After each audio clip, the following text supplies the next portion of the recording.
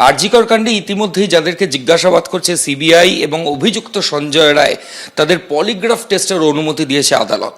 এই polygraph test কিভাবে হয়, কোন স্ট্রিমের চিকিৎসকরা পলিগ্রাফ টেস্টে থাকেন, আমার সঙ্গে রয়েছেন বিশিষ্ট চিকিৎসক জয়রঞ্জন রাম।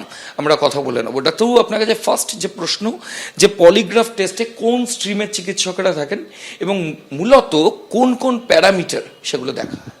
তো পলিগ্রাফ টেস্ট ওই লাই ডিটেক্টর টেস্ট। তো ভিত্তিটা হচ্ছে আমরা যখন মিথ্যে কথা বলি আমাদের শরীরে কিছু পরিবর্তন হয়, যে আমার হয়তো হার্ট রেটটা একটু বেড়ে গেল, আমার বুক ধড়ফড় করতে আরম্ভ করলো, আমার হাত পা একটু ঘামতে আরম্ভ করলো।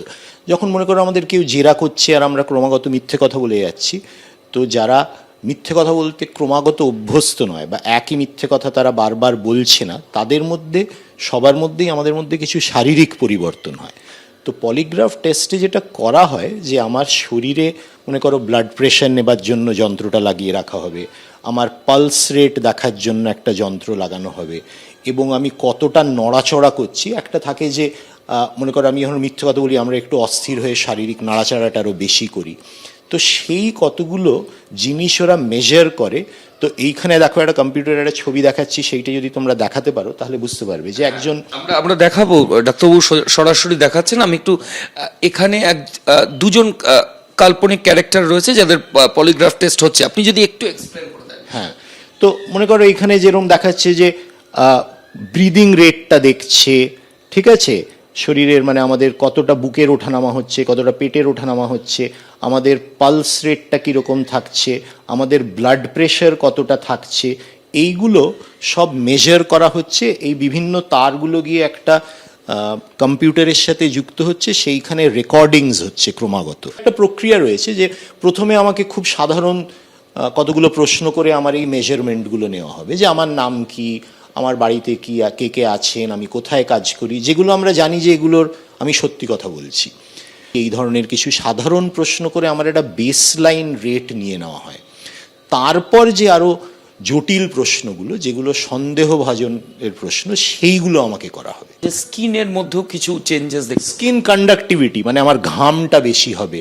আমরা যদি মনে করো যখন মিথ্যে কথা বলি তখন একটু হাত পা বেশি ঘামে না, আমরা একটু নার্ভাস হয়ে যাই। মানে পলিগ্রাফ টেস্টে আমাদের নার্ভাসনেস, অ্যাংজাইটির জন্য যে শারীরিক পরিবর্তনগুলো হয় সেইগুলো আমাদের ডিটেক্ট করে। কতটা সময় লাগে মোটামুটি? দেখো, সেটা আমার কতক্ষণ জেরা করছে তার উপর। মানে আমি তোমায় 45 মিনিট ধরে জেরা করছি না 1 ঘন্টা ধরে জেরা করছি, তবে সাধারণত 1-1.5 ঘন্টার বেশি পলিগ্রাফ টেস্ট করা হয় না।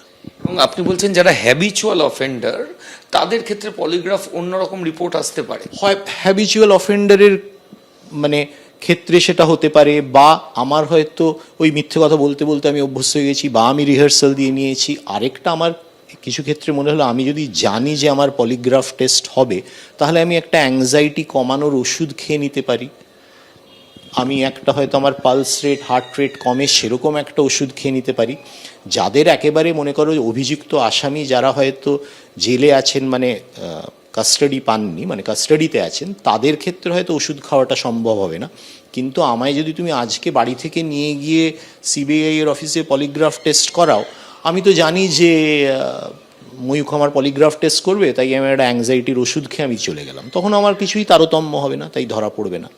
সেই জন্য পলিগ্রাফ টেস্টের ভ্যালিডিটি নিয়ে কোর্টের কাছে যথেষ্ট মানে সন্দিহান, মানে অনেকেই খুবই এটাকে মানে এটা একেবারেই মানে খুব একটা রিলায়েবল টেস্ট বলে কেউ এটা মনে করেন না।